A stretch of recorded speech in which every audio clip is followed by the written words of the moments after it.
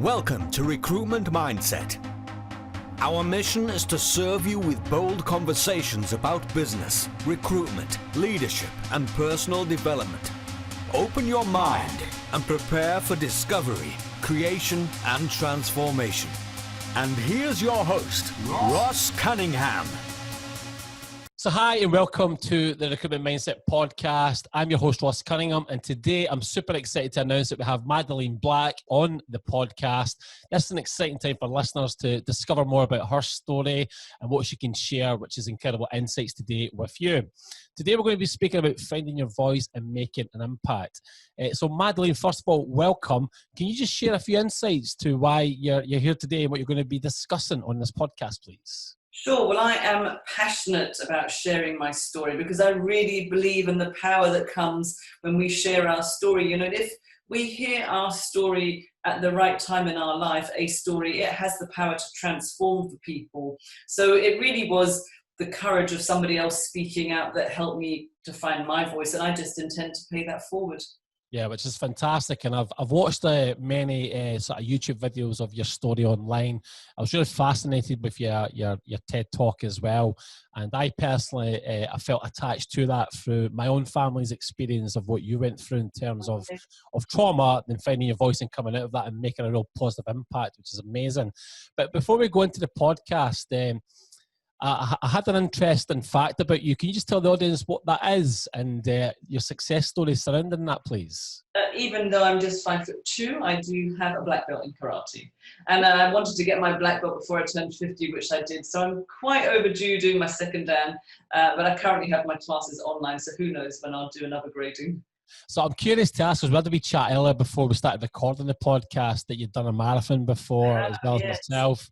But with the black belt in karate, how long did it take you to get to that achievement? How long did that take? But, you know, people get very impressed with black belts, but really it's just a white belt that never gave up. Now that I got to the black belt stage, I just feel like I'm really just learning now. And you never stop learning in karate. You always just go learn and just build on it and build on it. But how long did it take me? I started when I was 41. I think it took about 5 or 6 years to get my black belt. That's an amazing journey. And what would you say was your biggest takeaway in achieving that? Not to give up, that anything's achievable if we put our mind to it. You know, we could, just because I started late in life, it doesn't matter. But it was really part of my kind of, I guess, experiment in life. When I recognized I had a lot of fears, I set out to challenge myself. And a lot of my fears were around men and being out of control. Yeah. So karate seemed a safe way to challenge my fears. And it's been, they're an amazing bunch, really. It's been great. Fantastic. And on finding your voice and making an impact, can you just break down the 3 things that we're going to speak about today, please? Yeah, so for me, finding my voice was really about shattering my shame, because my shame silenced me for years. I had to go and get help. I had to go and get support over what I had been through. But once I was able to find my voice, it took a lot of courage for me, I guess, to stand up on a stage and speak out. So, but I realized, you know, when we don't find our voice, we kind of hold ourselves back. And when we hold ourselves back, it's not all of us is present. You know, I led like a filtered life. You know, I was holding myself back, but by speaking out and finding my courage, it's just made more of me show up, if that makes sense. It's good. And it's quite interesting. I just wanted to go a wee bit deeper on that. Your first step of obviously shattering the shame and then looking for help, seeking help. What I've found during this transition that we're all going through with the COVID-19, at the very beginning of the journey, I actually put my head in the sand a wee bit. I was trying to work out what you feel the same way. Oh yeah, absolutely. And I'm meant to be a motivational speaker, and I'd lost my mojo completely. Yeah, so I think that we shared something there. We lost our mojos, but then I raised the sort of head from the parapet to realise that this is a changing world. We're now in a transition of change completely. And what I started looking at in terms of the opportunity was, I need to start being more diverse through this period of change. Now, when it comes to asking for help, I started to reach out and ask for more help. Can you tell me how you started on that journey yourself when you looked for that support and guidance along your first point? Well, you know, I have to be very clear with people. I didn't get to this place overnight. It's been a long process, and I guess all the different therapies, all the talking therapies, it's a bit like an onion, you know, you just peel one layer and then there's another layer, then you peel another layer and then there's another layer. So I was very quiet about what happened to me for years, and it was only really when I met my husband that I reversed my decision to become a mum. I told him I would never become a mum because I thought it would be too traumatic, that it would be like being raped again, and I thought I couldn't put myself into that situation. Yeah. But we were away. I don't know why I live in Scotland, because I love the sunshine, and we would go every winter, we'd go somewhere warm and sunny. Yeah. On this beautiful island in Thailand, and he asked me the question about starting a family again. We'd been married about 3 years, and you know, I was all ready to say no, there's no way. But in that moment, something came in, and I just thought, if I don't become a mum, then they've won. That I'm still handing all my power and control over to these two young men, and they have no idea. So it was there and then that I came up with my plan that I call my best revenge, and that was to become a mum, to live my life as best as I could, and just refusing to be identified by what had happened. And that really set me on a healing journey. So I tried many, many different types of talking therapies, body therapies, loads of sports, just to get back in my body to feel whole again. Which is amazing. And obviously there's a lot of people out there that sometimes they don't ask for help, Madeleine. What would you say is a great tip for someone that's maybe thinking, where could I sort of source some support or reach out for some assistance in any walk or way of life? It's never, ever, ever too late to get support. I mean, I've been very lucky. I've been interviewed by amazing people. One of them, was Trevor McDonald, so it's hard to compete with. Wow. And I know, but after our interview was aired, my friend's mum had been listening, and to cut a long story short, she told her that she had also been raped as a teenager, and she had never told anybody before. And it ended 64 years of her silence. She was now 81. And it just showed me, my friend said, you know, something changed between the two of them. She saw her mum more energized, more alive, and just changed by listening to someone on the radio who understood her and didn't blame her. So I think it's really important to find someone to speak with. It doesn't necessarily have to be a therapist, but to be able to share your story, to be listened to be heard, and to be believed. There's nothing more powerful than that, because when I kept everything inside, I was holding myself back. You know, there was a huge part of me that was just shut down and locked down. And for years, I went into numbness and avoidance and distraction and anything that I could do to, you know, avoid being with my feelings. I just shut that part down. So I had to open up a painful past for me to really learn to be okay. But then I realized the avoiding and the distracting didn't help me. That kept me stuck. I had to really find a way to face all that happened. But right now, in this moment, all the care services are still open. I might not be able to do face-to-face counselling, but there's helplines. Last year, I spoke for a conference in Kilmarnock, an organisation called Break the Silence, which helps people of child sexual abuse. And they asked me to make a video because they're still doing face-to-face via the phone, so it's ear-to-ear, I guess, not face-to-face. Telephone counselling is the word. They're doing video counselling, they're doing email counselling, they're even doing EMDR via videos. So there's still support out there. These services aren't shut down at the moment. And I'm also a patron for Say Women in Glasgow, and they can't have the office open at the moment, but they're still supporting their residents, and there's still helpline numbers open. It's quite interesting because on Saturday I actually did some havening exercise techniques with a therapist online. Okay. And I had a great one-to-one tuition with that individual. And you know, all these support elements and groups that are out there, there is an abundance if you just reach out and research online. And you tend to find it's good to maybe test a few just to see what is good for you and what is discovered as great insights as well. Because all these are helpful. Yeah. And I would be careful who you share your story with. You know, make sure it's somebody that you trust. Don't just tell anyone. You have to really feel safe with who you share your story with. So that's why I'm saying it doesn't have to be a therapist. It could be a really good friend. You know, you need, especially now that we're isolating ourselves, I think a lot of unprocessed trauma can come up because we can't avoid ourselves. We can't distract ourselves. Like, we keep our mind and our body busy all day. But right now, things bubble to the surface when we're locked in, literally, and we can't get away from ourselves. So rather than fight it, take that key, that cue, take it as a message that now might be the time to work it and get support if it's still coming up.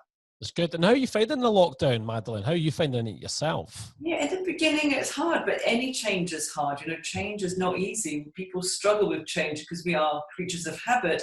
And I went from having an empty nest to having my house full again to being a full-on mummy again, even though my kids are older.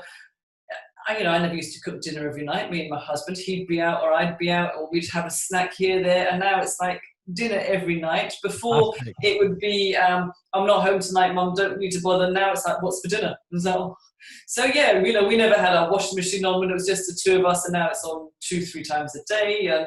It's different. But, and then I had to deal with their issues. My middle one, is finishing her architecture degree. She's in year 6, but there'll be no end of year show, so she's really disappointed about that because that's 6 years of studying. And there's hardly any tutors available. They're really self-teaching, and my youngest one was traveling overseas, and she had to come home 4 months early, and she was devastated. So, my husband worked from home as well. I think he's going back next week. So there's a lot of other people's energies to juggle, as well as my own unsettled feeling. It's really good that the juggling of energies, because you can feel it when somebody's not maybe 100% either, in the family, or even like neighbours that you see across the fence. You can, and I think it's a duty of care to make sure that we're lifting people up as we go along the journey. And my extended family, we have now, there were 5, but now 4 families that are locked in for 13 weeks. So we're shopping for them and supporting them. So my priority is my family right now. I can't do much else. That's great. That's great to hear that. And it probably sort of moves us into the second part of finding your voice and making an impact, which was stepping into your shame. Now, the first part when you said shattering my shame and seeking help was really fascinating. And I do recommend that anybody listening to this show, if they've got anything that's on their mind, that they reach out to the right channels for support. See, when you then moved you took that second stage, you moved into stepping into your shame. Talk me through that, Madeleine, because that's... the shame of being raped. I was gang raped when I was 13. The shame of that kept me silent for years. I incorrectly believed it was my fault. It was something to do with me. But now I understand without a doubt that 100% of all rapes are caused by rapists. Nothing else. We know that babies are raped. We know that boys are raped. We know that women in burqas are raped. It's nothing to do with your clothing, what you were drinking, wearing. But I held on to inappropriate shame for years because we're also backed up by society because there's so much victim blaming and rape culture around that I've just thought, well, it was my fault. But I think very differently now. And so the shame really silenced me and it protected the perpetrators. And when I say stepping into my shame, I had to really face everything that happened to me. And I was in years of denial and numbing out, like I said. I had loads of really bad, unhealthy habits. I used drugs and alcohol to numb out. I became anorexic. I was hospitalized after a suicide attempt. I became very promiscuous because I was just too scared to say no. Yes, depression. I had so many side effects. It impacted on my life. But after a while, I saw it was the shame holding me back. And I realized that I've got nothing to be ashamed about. I'm not what happened to me. I'm not my body. I'm so much more than what they did to me. But that took a long time. And for some people, they never find their voice because they are too ashamed of what people will think of them. People will judge them because we do that. We live in a society where it's a blame society. But I know that I held on to inappropriate shame for years. It was never my shame to start with. It always belonged to the 2 men that raped me. That's really interesting because I'm always forever trying to promote any individual or business to try and share their journey, share their story, share their voice, because I believe we're empowered to do that as human beings.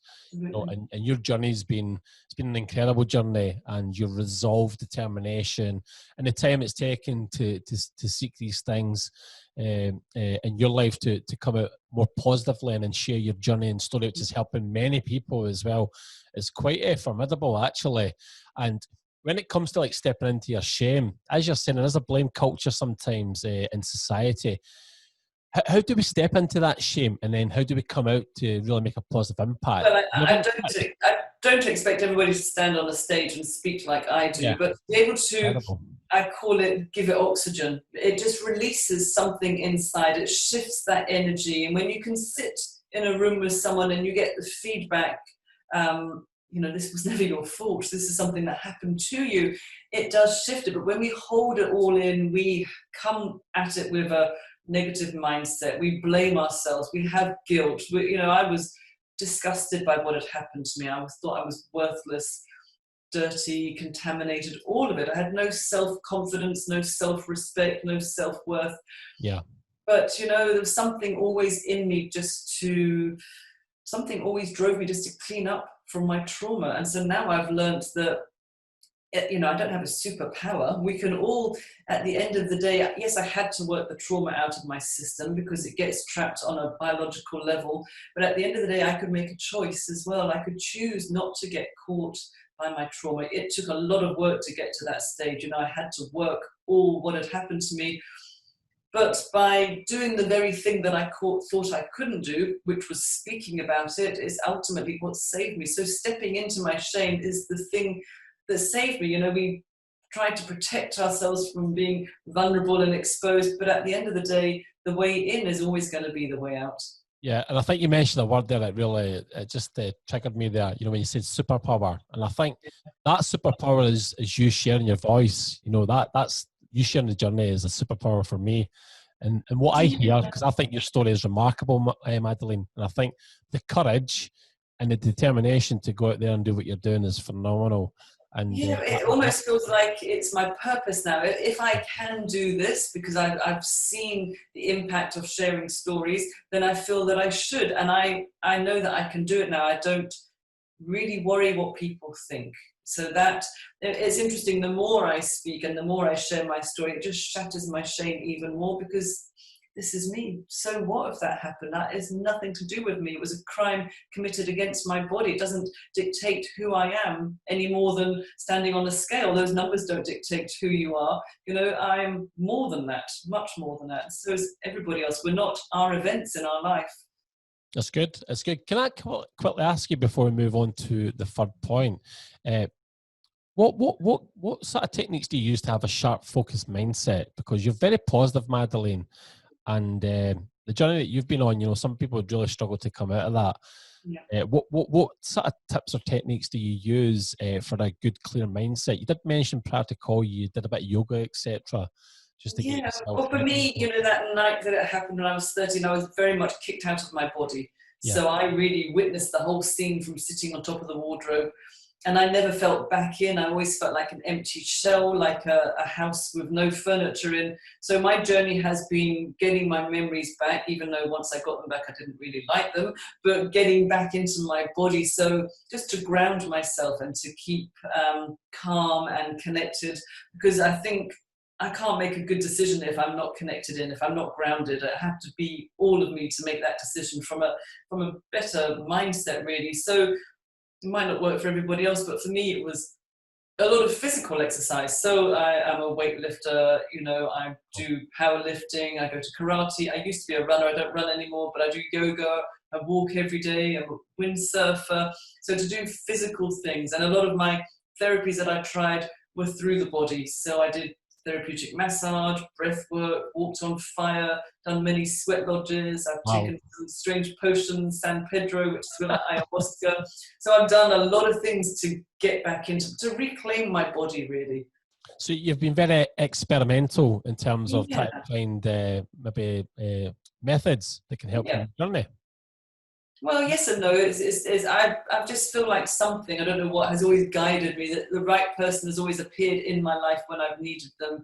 I don't necessarily do all those things right now, but what I do have now is really good awareness. So I can see when I'm a bit off or something's not lined up right. And I pay attention to, I can be a good detective in my life, I guess, or a good witness. And I can just think, okay, this is happening now. What's this about?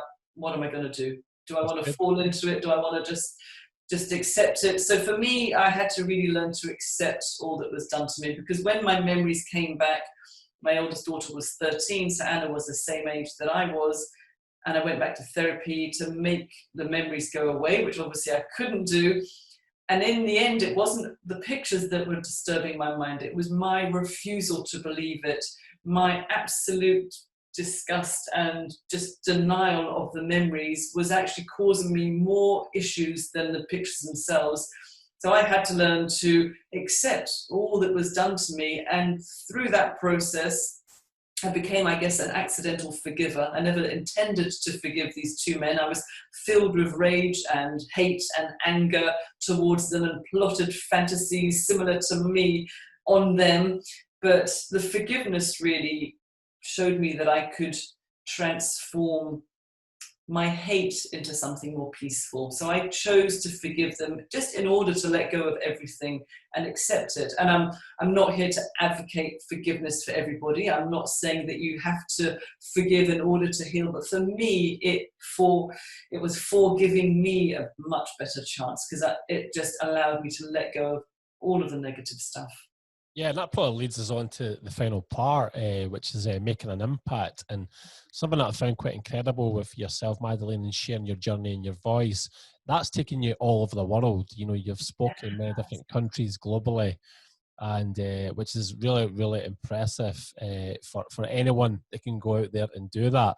In terms of sort of the final point, finding the courage to speak out and making that impact, do you just want to unwrap that for us? Just explain to us. I shared my story first with the Forgiveness Project, which is an organisation in London who, as the name suggests, have lots of stories of forgiveness. They do work in prisons, which I've also started to take part in now as well, and they do a lot of restorative justice. But from the moment I shared my story, I just was contacted by so many people. First of all, it was friends, because some of my friends knew what had happened to me, but they didn't know it was near fatal. They didn't know that they tried to kill me on that night as well. And then I started to get messages from people saying that this happened to them as well, and I didn't know these people. And then it started to go a bit viral around the world, and people from America, India, all over the place were sharing their stories with me. And then I really saw the impact of sharing our stories. You know, the founder from the Forgiveness Project, Marina, she doesn't call us storytellers, she calls us story healers. And I have felt that healing power just so many times when I share my story. Every time I speak, somebody will come up to me or later on send me a message and say, yeah, me too, this happened to me as well, men and women. So that inspires me every time I speak, because I never know where it goes. You know, when I did my TEDx in Glasgow, I was terrified because I'd never spoken to 2,000 people before. I was the most nervous I think I've ever been to speak at a speaking event. But when I stood on that red dot, I thought, this isn't about me speaking right now, it's about who's listening. And I was contacted by a head teacher afterwards who told me one of the pupils with him that day basically broke down and told them that her uncle had raped her 3 years ago and she had never spoken about it at all. And I've now been to the school and I've met the young woman and he's being charged. There's a court date coming up. And she said if she hadn't heard me, she wouldn't have spoken at all. She would have kept it quiet because she was so ashamed. She thought it was something to do with her, and he threatened the family, you know, if she said anything that he would do something or other to her mum. And so she said after she heard me, she saw that I wasn't ashamed and I gave her hope.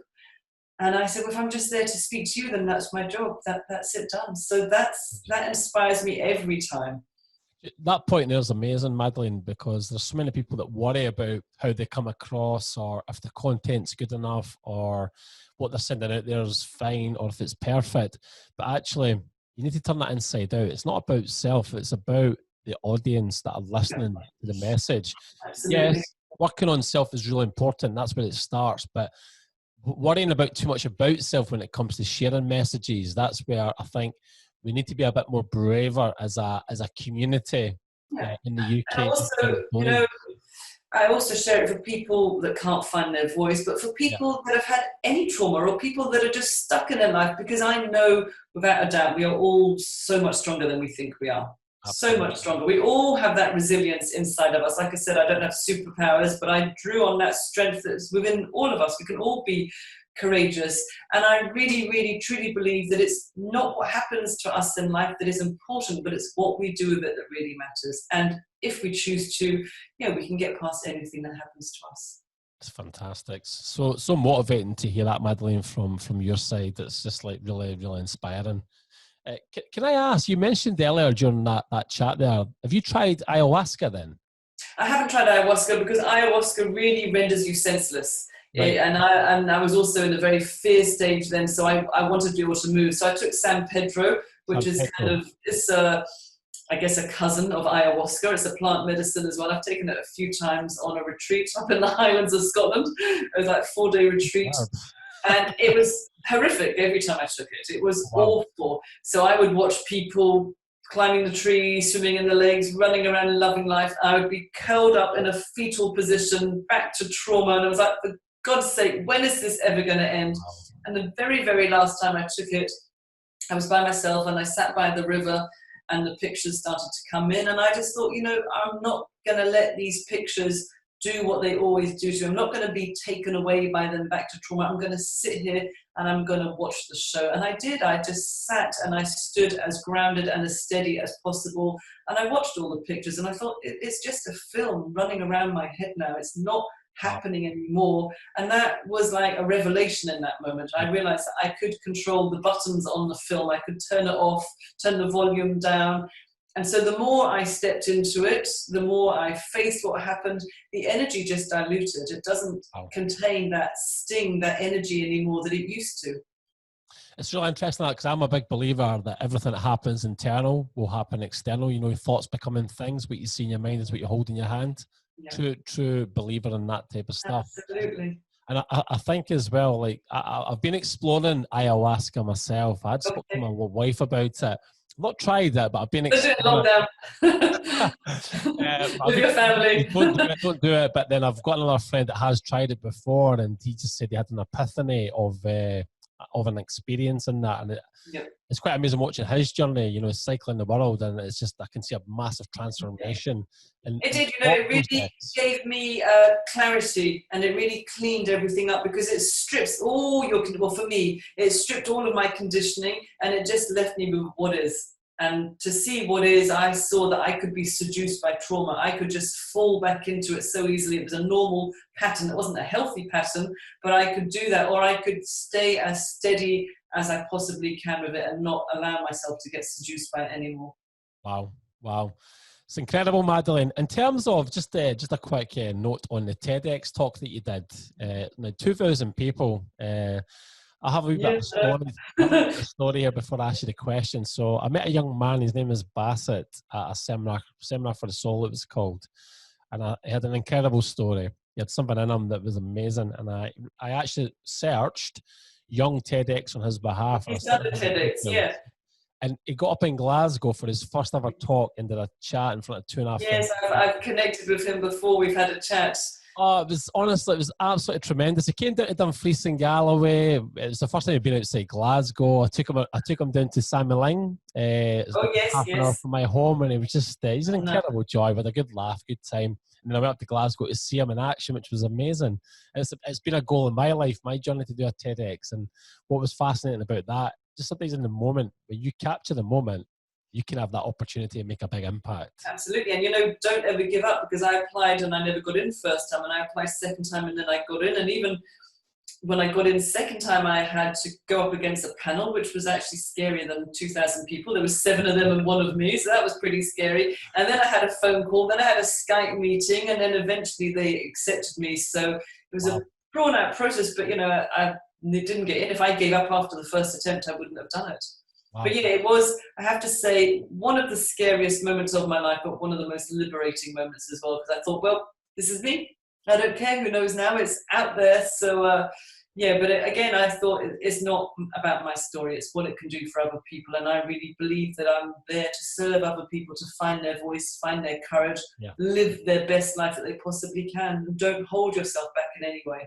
And I think that's something that's great advice. I think that's something where you have to take yourself outside yourself and just deliver what you love. Just deliver your passion on what you're speaking about and how it can help people. And on the run up to that TEDx, I'm just quite curious to ask you, the nerves that you had at the beginning, which were then elation at the end, how did you manage that? What was your coping mechanism at that time? Well, I think it was while I was waiting, and it was, it was all busy with all the producers and all the rows of machines, and I could look out, see the audience. But actually, what I've discovered when you speak to loads of people, you can't see 2,000 people at one time. Yeah. When you speak to 20, you can see all of the eyes are there. That's a lot scarier. But what I did, I thought, right, my family were in the middle, like fifth row. I'll zoom in on them. But all I could see was my husband and these huge tears falling down his face, even when I think about it now. And I couldn't look at them. And I said, why were you so emotional? You've heard me many times. And he just said it's the journey from where I started to watch me on that stage. He just, I guess he was just so proud, but he also wanted to come up and hold my hand and stand next to me. But it was fine because I only saw about 5 rows of people. But I just, as soon as I got out there, I just was very grounded and centered. And I knew I'm just a messenger. I'm just a messenger. My story is the story of many, many, many people on this planet. And I'm just a messenger. It's great. I think these takeaways would have been absolutely perfect for me back in 2017. I did a thing called LinkedIn Social in Glasgow, and I did like a short sort of 15-minute presentation. I've done one of those as well. Have you done one of those as well? Yes, fantastic. So cool, yeah. Well, I'll tell you my experience, Madeleine. I did 15 minutes, and it was at the Hard Rock Cafe in Glasgow. Sauchiehall Street, I think it was, if I remember. Yep. Outside the tube station. Yeah, and I had a heckler. Oh, somebody was making it really difficult for me. And nobody really knows this. I'm sharing this for the first time, actually. Okay. On the way back home from Glasgow to Lochmaben, which is about a 90-minute drive, I was in tears nearly all the way down. And so for me, I maybe it was an ego thing, maybe it was a pride thing, who knows, but I was in tears. And I phoned my mentor. And in the heartbeat of, say, 60 seconds to maybe 2 minutes, he made me transfer my thinking at the wheel of the car. Mm-hmm. He says, don't make it about you. It's all about them. And it's always about my audience. It's never about me. Yeah. And that took a wee bit of time to learn and to work out and to think about, because the reason I'm sharing it just now, I had somebody pop up this LinkedIn Glasgow about 2 days ago, and it brought all the memories flooding back. It was interesting. So I just thought I'd share that. But there we are. But this is the only way we learn. When we are vulnerable, I did everything I could to protect myself from being vulnerable. But in my most vulnerable moments is when I grew, standing in front of 2,000 people, sharing my most intimate story. I felt so exposed, but it's given me so much strength, and it gave strength to other people. The young woman that I've met who was at the school, who heard me that day, said she just saw me and thought, I am going to be that woman one day. And I just thought, that's amazing if I can do that to a 15-year-old girl. And she will then go on to do that for other people now as well. So it is a domino effect as well. Superb. I loved everything you've shared today. There'll be so many great takeaways in there. And just before we finish up, I'd like to ask if it's possible. Are you able to recommend 3 books? Now, everybody that's came onto the podcast, I've asked them to do the same thing. And what I'm challenging myself to do is to take one of the recommendations away and read them. So would you recommend 3 books, please, today? I know one that's advertised behind your head called Unbroken, which I wrote, but obviously not my book. You maybe don't know this, but my dad was a Holocaust survivor, so I've always loved The Diary of Anne Frank, because whatever happened to her, she still was able to remain human, and she still saw the good and the kindness in people, even though, they hid up in the attic for how many years and were taken away, and she died in Auschwitz. So that's always been one of my favorite books. Another book that I loved, maybe not loved, but really helped me, was I Know Why the Caged Bird Sings by Maya Angelou. Because up until that point, I didn't know that you could write about rape in a book. It's her own story, and she became mute, and childhood abuse. And that just was like, oh my gosh, I didn't know we could write about these things. So that really helped me as well. And a book that most people, I'm sure, have read is The Man's Search for Meaning by Viktor Frankl. Yeah. Who's also a Holocaust survivor. There's a bit of a theme going on there. So obviously, like, strong survivor books, but he also strongly believed that we also had a choice, and it's not what's going on. He was a survivor of Auschwitz, and it was very much his mindset and his attitude. And it's always about where we put our attention. Where is your mind at? Can you shift your energy, your attention? And he did that as well. So yeah, I love books. I've got so many books to read. You got a lot behind you as well. Yes. It's quite funny. That's 3 fantastic recommendations. I do remember I read a book quite some time ago. A Boy Called It. Have you ever read that? Yes, yeah, that's pretty horrific. Wow, it was Yeah. like crying. But I love non-fiction, and I love true stories, and I just think storytelling is just an ancient thing that's always gone on and will always be here. We learn so much from sharing stories. Yeah, I totally agree with that.